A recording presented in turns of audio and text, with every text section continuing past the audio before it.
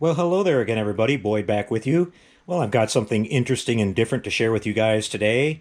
I'll be making a few more videos like this down the road that I'll kind of sprinkle in between some of my modeling videos. But a lot of you guys know that I'm a big Star Trek fan. A lot of you that follow the channel are also Star Trek fans.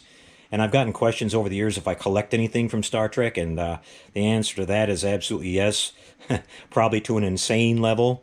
I've been collecting since probably the 1970s when I first saw the television show. Like a lot of you out there, I would run home from school to see it every day, and starting around that time, I started buying stuff, and I actually did a pretty good job of taking care of the stuff and putting it away, so I was able to save a lot of it and keep it in good shape.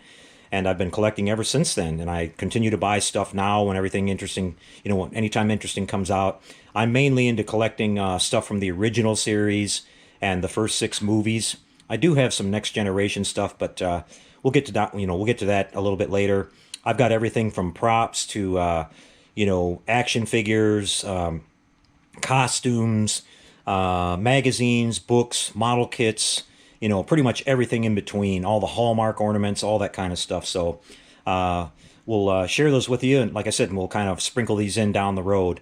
But I want to start off today with showing you what we have for some of our props. This is just a really small slice of what I have. I've been unpacking everything. A lot of my stuff has been packed up for almost 30 years.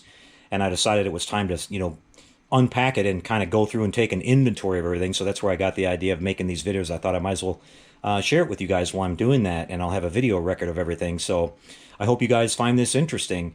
I'm going to start off here with showing you some of the props that I have. Kind of like these were replicas of some of the props used on the original television series.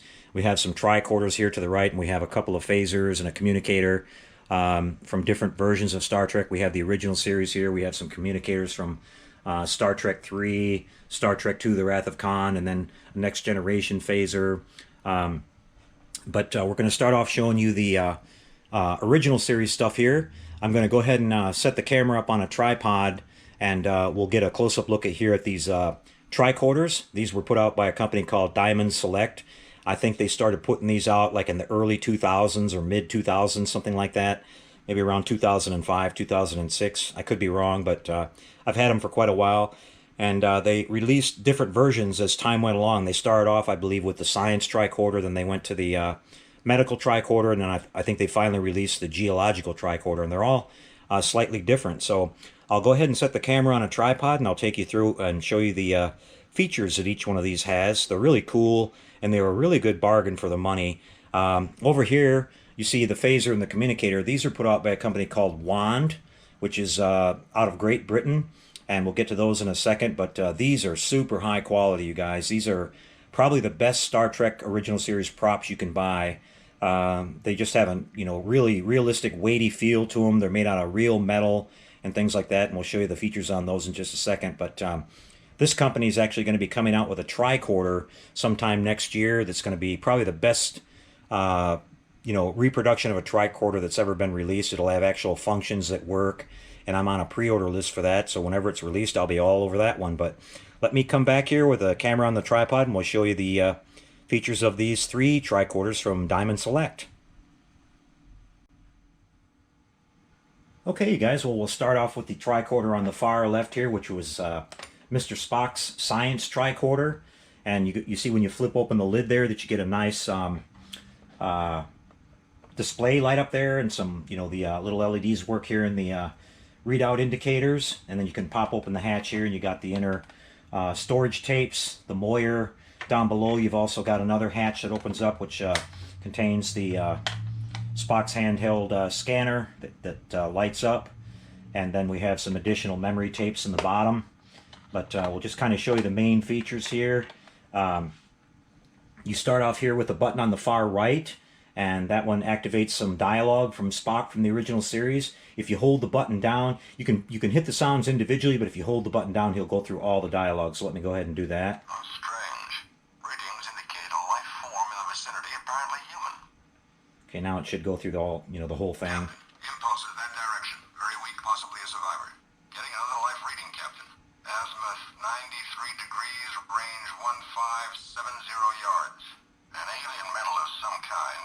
An alloy resistant to probe. Seems to be some disturbance coming from that cave. How strange. Readings indicate a life form in the vicinity, apparently human. Impossible to calculate. We lack data to analyze. So those are really cool phrases from the original series, as you can see. Now we're going to show you that this also has sort of an alert feature. So we hold this button down here, we push it once, and you hear a little click, and then you shut the lid, and you'll get two different types of alerts.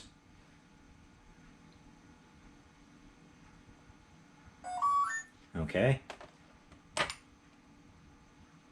Captain, tricorder picking up very faint life readings, approximately 700 meters from here. Okay. We'll click it once more, and hopefully this will work. We'll get a second one.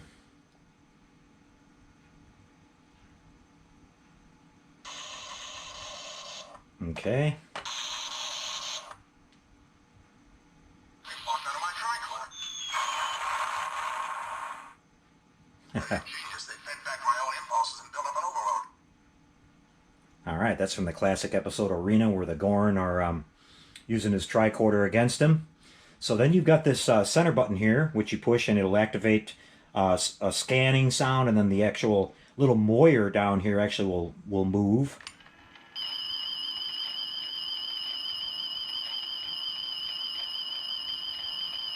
The motor's a little bit noisy, but it's not too bad. Okay, so there's that. We'll go ahead and close him up and move on to the next one here. This one is the geological tricorder. This tricorder was seen not really carried by any specific character in the TV series, but it would appear at different times when they had someone else along on the landing party. And you can see the internal screen here has got a completely different design than the other tricorder. It's got kind of this lit up screen here and a different screen up here.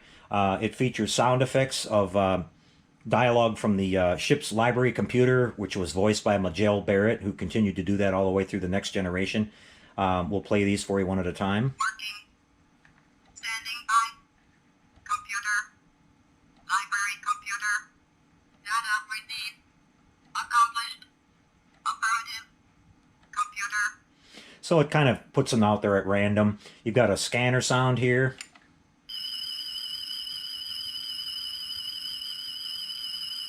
Okay, so we have that. And then a different type of scanner sound or alert. Okay, and then down below here, which is a really neat feature, in this hatch down here, we have some actual core samples from various planets. We got this kind of pink stuff, and then we've got some blue-looking stuff here in these little vials, which is really neat, and makes this kind of unique tricorder. We'll move on here to the final one here, which is Dr. McCoy's medical tricorder. Get this one opened up here for you. This one has some scanner sounds and some dialogue from Dr. McCoy. The first one we hear is the medical scanner sound. And the little motor moves at the same time.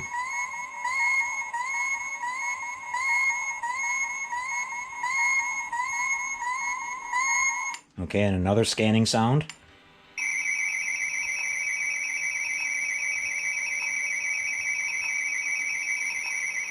All right, we have some dialogue from Dr. McCoy. I'll have to hold this button again. Shock. Radiation burns.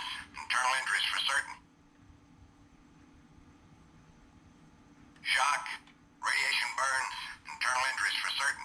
This is medically impossible. Some heart flutter. Better risk a few drops of cortisone. Respiration normal. Blood pressure normal. He's in perfect health. He's dead, Jim. I'm a doctor, not a bricklayer. I love those phrases from the old doc. Those are classic. And then down below here, we also have the hatch that opens up, and we've got Dr. McCoy's handheld, the famous handheld medical scanner. This actually came with a sort of a thumb wheel that you can sort of spin it, and it has a light up feature too, it makes the sound of the scanner, but unfortunately it has those little watch batteries, and they've died, so I'll have to get some new ones for that. But you can imagine what it sounded like, that classic series sound. So there you have the tricorders, you guys. They're all really cool. These are still available. You can still find these. I think Diamond Select still sells these, and I'm not sure what the prices are on them anymore. They probably have gone up a little bit since when I bought them, but I thought you guys would enjoy seeing these. They've got a nice kind of a simulated leather strap that goes with them, and they're correct to scale for the right size too. Some of the earlier toys that came out for these were way undersized and everything, but these are really cool. So I hope you enjoyed seeing those. All right, I'll take a quick pause here. We'll move the tricorders out of the way, and we'll come back and we'll show you the wand, communicator, and phaser, and be right back with that.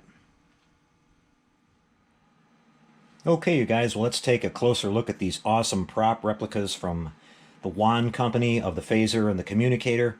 We'll start off with the phaser here, and I'll point out a couple of little features that it has before we get going. One of the neat things it does here is on the phaser 2 part, the upper part, the handheld phaser, you can rotate this little thumb wheel and this sort of plate here, and this little acrylic piece rotates up, and you see that little extra detail there. I'm not sure what that's for.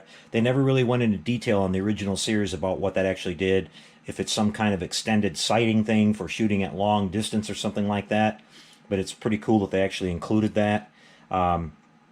Here on the front part of the emitter, you've got this little thumb wheel, and by rotating it, you can see that we can extend the tip either in or out, just like it could on the original hero prop on the television show. And we've also got this little piece we can take off here, and I'll go ahead and power this up. We power it up by hitting the trigger one time. Now you see you got a red indicator light, but if you look inside here, guys, you'll see that we have like a really detailed dilithium crystal that lights up in there, which I've never seen that detail on one of these phasers before, so that's a really nice little extra touch that they did with that. So we'll start taking you through some of the sound effects now. Right now I'm set on position number 1. You've got the selector here at the back. It has 10 different positions on it. So we hit this again, and you can see we've got the classic stun sound effect from the original series. We go to number 2 here. And now you get the more classic phaser sound effect. When you move into the phaser sound effects, the regular sound effects, like I think from number 2 up, it'll keep firing as long as you hold the trigger, which is pretty cool.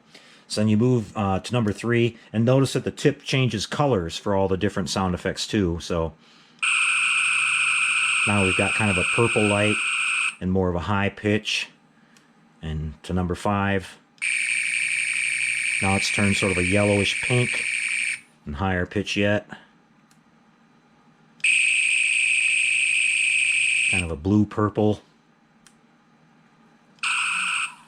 Kind of a stun sound effect again. And that another stun sound effect with the green effect that I think they started using in season 3. So now we move to the number 9 position, and we get a classic sound of the phaser overload that we saw in a couple of episodes. So let me play that. This one takes a couple of seconds. Whoops, that was one more sound.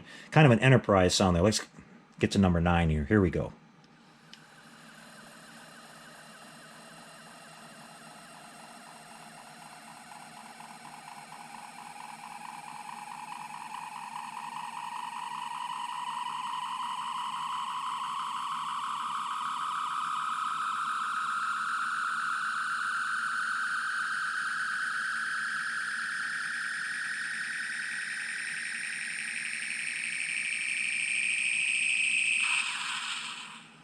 That's pretty awesome, just like the original series.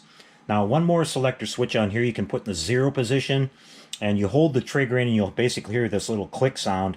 And if you're holding the phaser in your hand, and if you shake it, if you move it forward, it makes one sound. If you rock it backward, it makes another. You rock it from side to side. There's a bunch of multiple different sounds, and they're not really phaser sound effects. They're different sound effects from the show, like the bridge, the red alert, the turbo lift doors, a couple other ones. I don't think I've actually discovered how many different sounds this thing will make, but that's something really cool. Then one final thing here, you just push this pin, and the whole handheld piece can separate from the main phaser, and still doing the overload there. It'll stay stuck on whatever last setting you had it on, so if you had it on 3 or 4 or whatever. But anyway, we'll shut that off. It does, the emitter tip does light up, so that's really cool. And yeah, this is just one of the most awesome original series phasers that they've produced yet. So let's move on now to the communicator, and I'll kind of slide this one out of the way, and we'll get this one in the center here for you. This is beautiful as well. And again, these have a really nice heft to them. They're really heavy and they feel like the real thing. You can see it sits on this nice magnetic stand here, which is made out of metal. And the nice thing about this too is this has an inductive charging system. So you basically plug your charging jack in here to the back, and the communicator just sits there and will charge inductively through that. So that's a really nice touch that they added there. Unfortunately, the phaser's not the same way. You've got to take the phaser 2 off, and then there's a little jack on the bottom side of it to plug into. But so you can charge it up like that. It just charges up with a regular USB port. But let's go ahead and open it up here. You can see you get the classic chirp whenever you open the lid. The lid's made out of real metal. It's a really nice brass finish like the original. The ring around here is real aluminum. The detail around the edge there is real aluminum. And it's just really high quality. They even got the correct little jewel type crystals that have the little shaved edges for the little LED lights in there, which is correct. And it's just really cool that they went to all that trouble. And again, for the price that this came out initially, I think it may have gotten a little bit more expensive now, but it was just a heck of a bargain. I mean, for all that detail and the quality, most of the people that have done reviews on this have said the same thing, that it's just amazing that you get that much quality for something. The master replicas versions of these, which in my opinion aren't as nice, cost quite a bit more than these back in the day. But one of the other things I'll show you here, we'll just we've got 2 sets of buttons here, so we've got a whole bunch of different sound effects from some of the different characters from the show and some other things. So we'll start off with here on the button on the right. We'll push it once. Enterprise Bridge, Lieutenant Uhura. And we get Lieutenant Uhura. We'll push it twice. Yes, sir. More Uhura. Now if we hold the second button in over here and push this one again, make sure I do this right. Enterprise Bridge, Lieutenant Uhura. I think that was the third one. So there's 3 different Uhura voice clips. If you do that, I'll point out that these buttons here, the one on the right is like a joystick. It can rotate in any position. You know, you set a rocket when you move it. The one on the left here is just a push button only. So they tell you in the instructions to be careful about that and not to try to push the other button here to the left or right, or you could wind up breaking it off. Only the one over here is meant to do that. So let's do more now. We'll go to the right, 1 click. McCoy here. And we get some McCoy, 2 clicks. Received and understood. Okay, and we'll hold it over and see what we get. Okay, we get the alert. Now I think if you hold this in and do that, okay, now we can close the lid and we should get the incoming. And it will keep doing that until you actually open the lid here, like you're getting the incoming message. Okay, so that's pretty cool. Then let's go 1 down. Yes, Captain. Okay, we get some Sulu, 2 down, Aye, sir. and we'll hold it down. What is your situation? So 3 different Sulus. Let's go 1 up. Enterprise. Spock here. Now I hear Mr. Spock. 2 up, Affirmative, Captain. Enterprise out. and hold it up. Please repeat, Captain. I didn't receive that. So you get a bunch of Mr. Spock there. Let's go to the left once. Scotty here, Captain. Now we get Scotty, 2 to the left, I'll do what I can, sir. and let's hold it to the left. You get that classic static sound. Okay, now you can do another whole combination by using 2 buttons here. So let's hold the button in and hold it down. To Captain, USS Enterprise. Starfleet Sector 9. Inauguration ceremonies, Altair 6, have been advanced 7 solar days. Your order to alter your flight plan is filed to accommodate. Order of Comac, Admiral, Starfleet Command. Knowledge. So you get a pretty cool incoming message from Starfleet Command there. Let's try holding it up. Can you give us your present location, Captain? Another message from Spock that we didn't hear before. I think this one's going to be Uhura again, but let me try it. Okay, that arms the lid again. Let's try that once more. There you go. And we'll try holding it over and see what we get. Okay, the sonic sound that when... I believe there was an episode when they did that and they, caused an avalanche when Kirk and Spock combined their communicators or something. But there might even be a couple more. I just have to go back and look at the instructions. But this is just really cool in so many functions. And like I said, you can use this also as a Bluetooth phone. So you have to pair it up with your existing iPhone. and it links via Bluetooth, so you have to keep your phone in one pocket and this in the other. And then what'll happen is if you get an incoming call, it'll actually beep like it's supposed to until you open it. Then you get the chirp, you know, and you can talk, and so you can receive incoming calls. Now, since it doesn't have a keypad, you can't dial an outcoming call. But if you set up your iPhone on, with speed dial with voice recognition, so like if you say Steve or something like that, and it'll dial your friend Steve, you can do it that way. And you just give the voice command into the communicator, and it'll connect to your phone and call Steve or whatever you set it up. So it's not only a Star Trek prop, but it's actually a practical piece of hardware too, which is really ingenious that they did that. One little thing I'll show you once more here is, get something to work here. Let's just open up the lid one more time, and that'll do it. But I want to show you the spinning moyer here in the center. This is the most beautiful version of that I've ever seen on a Star Trek prop. I mean, it's absolutely perfect. It's crystal clear. It looks exactly like it's supposed to. And there's no noise at all from the motor, and you can't even feel it vibrating in your hand. It's just really, really smooth and quiet. And you can't beat it. So there you go, guys. I hope you enjoyed that. Well, I think this video is getting a little long. I'm going to show you more of these. There's probably going to be between 10 and 15 of these videos down the line here when I get everything unpacked and show you, little bits and pieces of this at a time. So I won't pile it all on you at once. We'll just throw them in every once in a while, like I said, in between some model builds. We'll come back next time and show you a little bit more detail on these really rare Star Trek 3 communicators that were a mail-in only thing. I'll explain all about that. We've got a Wrath of Khan phaser there. We've got an autographed Patrick Stewart, Jonathan Frakes, and Brent Spiner insurrection type phaser from Playmates toy company that used to put that stuff out back in the 1990s, and a ton more, guys. I mean, I'm talking a ton. So if you're into Star Trek collectibles, I think you might enjoy this series, and we'll see you when we come back for the next one. Take care and happy modeling, everybody.